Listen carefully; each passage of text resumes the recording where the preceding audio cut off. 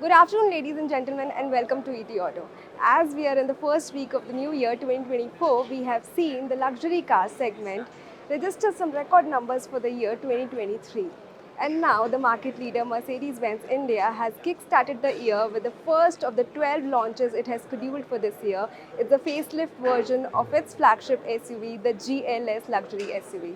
It comes with a price tag of 1.32 crores for the petrol version and 1.37 crores for the diesel version, and all the prices are ex-showroom.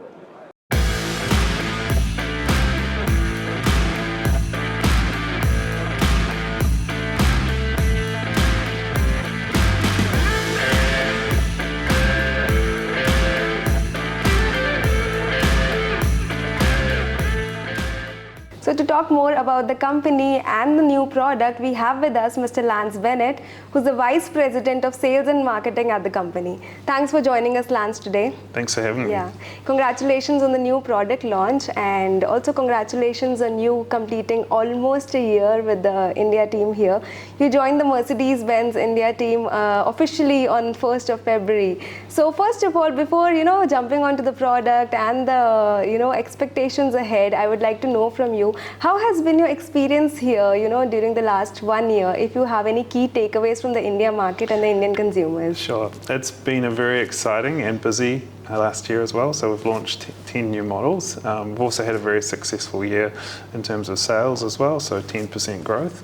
In terms of what I've learned from the market, there's a great opportunity here. The new car market is booming.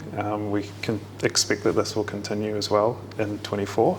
There's lots of investment in the economy. I can see lots of buildings. Everybody that I talk to is really positive about business in India. Yeah, you've worked across the countries and regions, you were associated with Mercedes-Benz New Zealand team earlier. So if you have to take, share with us one challenge and one opportunity that you have seen with the Indian consumers as compared to other regions, could you just specify that? Yeah, I don't necessarily see any challenges here in India.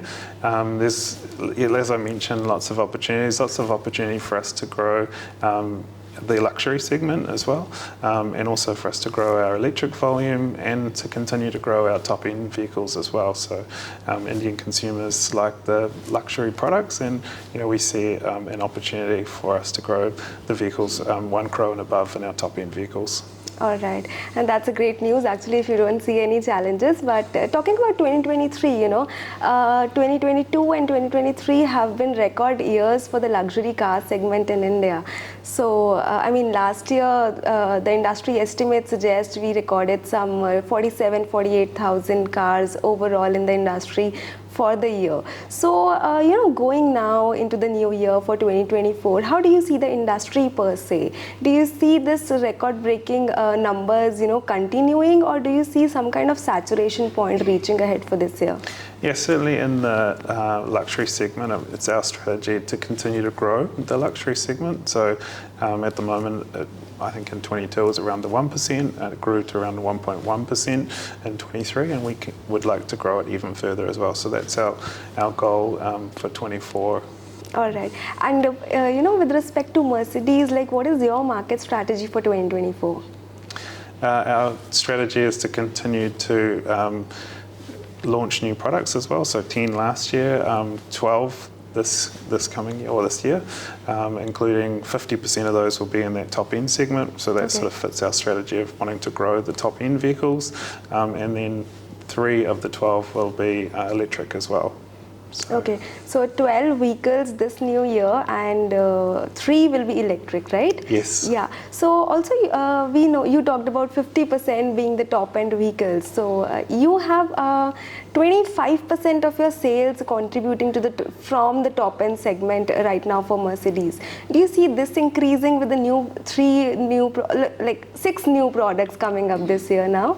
Yes, it's our goal to grow the top end vehicle segment as well. The volume is always not huge on some of these models as well. Some of them are just sort of brand shaping models as well with lower volumes. But certainly, our goal is to increase our share of top end vehicles within our portfolio. Okay, and this top end constitutes, 1 crore plus vehicles. So from 25%, do you have a target of increasing it to some kind of percentage share for this year? Just growth on top of the 25%, and if we grow our total volume as well, obviously there's going to be more sales of top-end vehicles and more happy customers as well. Okay, and last year Mercedes shared you want to have 25% of your overall sales come from EVs in the next 4 years by 2028 probably. So how does this year look in line with that? What are you with the new products, 3 new products, 3 EVs? Are you also looking at any kind of newer initiatives towards EVs in terms of charging space or customer experience or any sort of that experience? Yeah, so we experienced 3 times growth in 23 over our 22, and obviously, as you mentioned, 3 new models coming this year as well will help us develop that volume even more.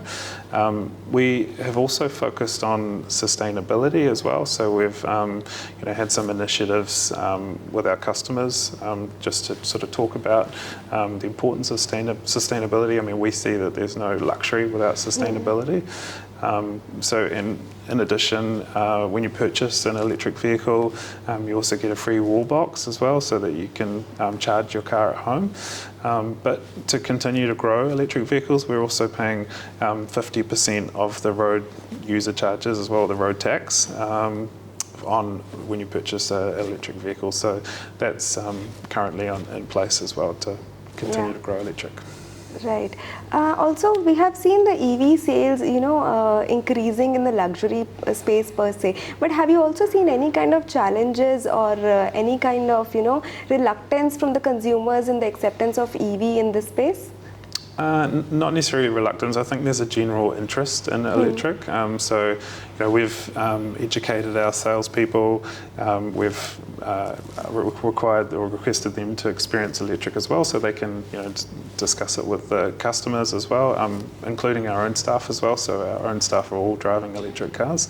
But there's a genuine interest. Like whenever I go to an event, customers want to talk to me about electric vehicles. They've got questions around range. They've got questions around how is the battery recycled, etc. So it's always good to have these conversations with customers, and then they can make an informed decision whether they're ready for electric yet or whether they want to stay with their internal combustion cars. So it's great to be able to interact and discuss and share, I guess, the knowledge on electric cars.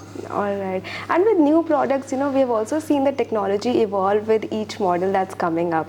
The features and the technology upgrades, like in the new GLS itself. So how is the technology adoption in the, with the consumers in this luxury space? Do they ask for these features, or are we providing them the features so they accept it and adopt it? How is the momentum there? Yeah, so we always try and pack our vehicles with the latest technology and features as well.